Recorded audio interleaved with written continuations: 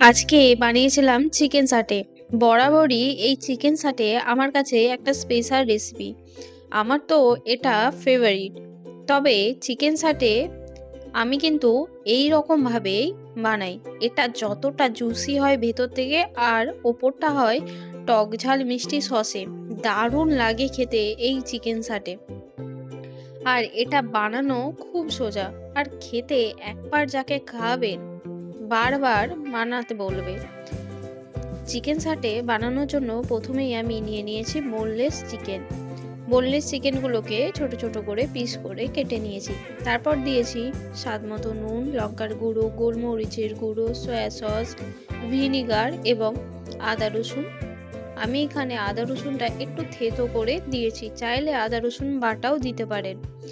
তারপরে ওটা মাখিয়ে আমি 15 মিনিটের মতো রেখে দিয়েছিলাম। তারপর এখানে আমি দিয়ে দিয়েছি 3 রকমের বেল পেপার, দিয়েছি টমেটো এবং পেঁয়াজ। এগুলোকে আমি কিউব করে কেটে নিয়েছি। তারপর চিকেনের সাথে মাখিয়ে আমি আরও 10 মিনিট রেখে দেব। তবে হাতে যদি বেশি সময় থাকে তাহলে এটা আধ ঘন্টা ম্যারিনেট করে রাখলে খুব ভালো হয়। তারপর এখানে আমি নিয়ে নিয়েছি কর্নফ্লাওয়ার। এখানে 2 কাপ কর্নফ্লাওয়ার নিয়েছি, তার সাথে দিয়ে দেব একটা ডিম। ডিম এবং নুন, আর এখানে আমি দিয়েছি গোলমরিচের গুঁড়ো। ব্যাস, এটাকে দিয়ে ভালো করে ম্যারিনেট করে নেব। কর্নফ্লাওয়ারটাকে গুলে যদি এখানে শুকনো শুকনো খুব মনে হয় তাহলে আরেকটা ডিম দিতে পারেন, কিংবা জল দিলেও হবে। ব্যাস, কর্নফ্লাওয়ার গোলা হয়ে গেছে। এরপর আমি চিকেনগুলোকে এই ড্রামস্টিকের কাঠিগুলোতে আমি পরপর সাজিয়ে নেব। যেইভাবে ইচ্ছা সাজিয়ে নিতে পারেন, তবে দুটো সাইডে, মানে শেষের দিকে দুটো সাইডে যেন পেঁয়াজ থাকে, তাহলে এটা খুব সহজে খুলে যাবে না। টমেটো এবং ক্যাপসিকাম খুব সহজে কিন্তু নরম হয়ে যায়, কিন্তু পেঁয়াজটা দু সাইডে দিলে এটা খুব টেস্টি হয় খেতে, এবং এটা সহজে পুড়ে যাবে না। ব্যাস, এইভাবে আমি আর মাঝখানে যেমন খুশি করে সাজাতে পারেন। আমার এইভাবে সবগুলো সাজানো হয়ে গেছে। ব্যাস, আমার তবে হ্যাঁ, এই ড্রামস্টিকের কাঠিগুলো আমি কিন্তু জলেতে ভিজিয়ে রেখেছিলাম প্রায় 10 মিনিট, নইলে কিন্তু তেলে দেওয়ার পরই কিন্তু কাঠিটা পুড়ে যাবে।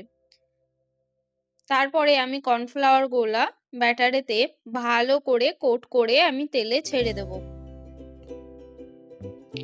এখানে কর্নফ্লাওয়ারে আমি ভালো করে কোট করে তেলেতে দিয়ে দিচ্ছি। সবগুলো এইভাবে আমি কিন্তু একদম লো ফ্লেমে ভেজে নেব, যাতে চিকেনটা ভেতর থেকে জুসি থাকে। হাই ফ্লেমে ভাজলে ওপরটা কালার চলে আসবে আর ভেতরটা একদম শক্ত টাইপের হয়ে যায়, একদম ভালো লাগে না খেতে। আমি একদম লো ফ্লেমে এটাকে উল্টে পাল্টে ভেজে নেব ভালো করে। একদিকটা ভাজা হয়ে গেছে, আমি উল্টে দেব। দেখুন এটা কতটা কালারফুল লাগছে দেখতে। এটা ভালো করে ভেজে আমি কিন্তু আরেকবার কোট করব। এই প্রথমবারে যখন আমি ভাজবো তখন কিন্তু একদম লো ফ্লেমে ভেজে নেব, যাতে চিকেনটা ভেতর থেকে জুসি থাকে। আর দ্বিতীয়বার যখন আমি কর্নফ্লাওয়ারে কোট করব তখন কিন্তু আমি মিডিয়াম ফ্লেমে হালকা ভেজেই তুলে নেব, যাতে ওপরের কোটিংটা একদম পুড়ে না যায়। এইভাবে যদি ভাজেন ওপরটা একদম কুড়মুড়ে হয় আর ভেতরটা জুসি থাকে।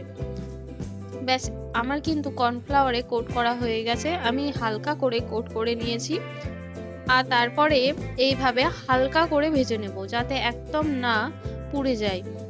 ব্যাস, আমার ভাজা হয়ে গেছে, আমি এগুলো একদম তুলে নেব। চাইলে আপনারা এইভাবেও কিন্তু খেতে পারেন, এইভাবে খেতেও দুর্দান্ত লাগে। তবে আমার কিন্তু একটু ওই টক ঝাল মিষ্টি সসেতে যদি চিকেন সাটে টচ করা থাকে, তাহলে ওটা সব থেকে বেশি ভালো লাগে খেতে। এইভাবে চাইলে আপনারা সার্ভ করতে পারেন, কিন্তু আমি এটাতে একটুখানি সসে টচ করে নেব। তার জন্য আমি একটি বাটিতে দিয়ে দেব প্রথমেই ভিনিগার। ভিনিগার দিয়েছি 1 চামচ, তারপর দিয়েছি সয়া সস 1 টেবিল চামচ, টমেটো সস দিয়েছি 2 টেবিল চামচ, চিলি সস এখানে আমি রেড চিলি এবং গ্রিন চিলি দুটো মিলিয়ে দিয়েছি 1.5 টেবিল চামচ, এবং আমি এখানে দিয়েছি চিলি গার্লিক সস। এই সসটা অপশনাল, চাইলে নাও দিতে পারেন, তবে দিলে খুব ভালো হয় খেতে। এটা আমি হাফ টেবিল চামচের মতো দিয়েছি। আর যদি শেজওয়ান সস থাকে তাহলে এর বদলে শেজওয়ান সসও দিতে পারেন। আর এখানে আমি একটা 1 টেবিল চামচ কর্নফ্লাওয়ার দিয়ে ভালো করে গুলিয়ে নেব। আর এর সাথে একটু জল দিয়ে আমি ভালো করে গুলিয়ে নিয়েছি।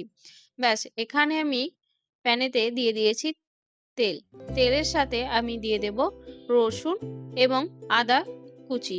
এখানে আমি রসুন আর আদা কুচিটা একটু দিয়ে নেড়েচেড়ে দিয়ে দেব কাঁচা লঙ্কা কুচি। কাঁচা লঙ্কা কুচিটা আর রসুন আদাটা ভালো করে ভেজে আমি যেই সসটা করে রেখেছিলাম সেটা এখানে দিয়ে দেব।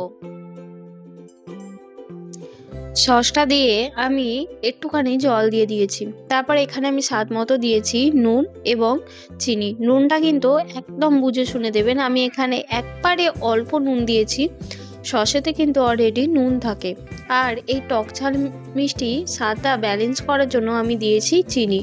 ওই হাফ টেবিল চামচের মতো চিনি দিয়েছি। ব্যাস, তারপর এই চিকেন সাটেগুলো আমি এখানে দিয়ে দেব। দিয়ে ভালো করে হাই ফ্লেমে আমি টচ করে নেব। এখানে আমি দিয়েছি ধনেপাতা কুচি। ধনেপাতা কুচিটা দিলে খুব ভালো লাগে। এবং দিয়েছি সাদা তিল। এই সাদা তিলটা কিন্তু একদম বেশি করে দিয়ে দেবেন। জাস্ট অসাধারণ লাগে এই সাদা তিলটা চিকেন সাটের সাথে। তারপরে আমি ভালো করে হাই ফ্লেমে একদম শুকনো শুকনো করে টচ করে নেব, যাতে এটার কোনো গ্রেভি না থাকে। একদম গায়ে যখন লেগে যাবে তখন আমি এটাকে নামিয়ে দেব এবং ওপর থেকে দিয়ে দিয়েছি সাদা তিল। ব্যাস, চিকেন সাটে আমাদের একদম রেডি। কেমন হয়েছে অবশ্যই কিন্তু আমাকে জানাবে।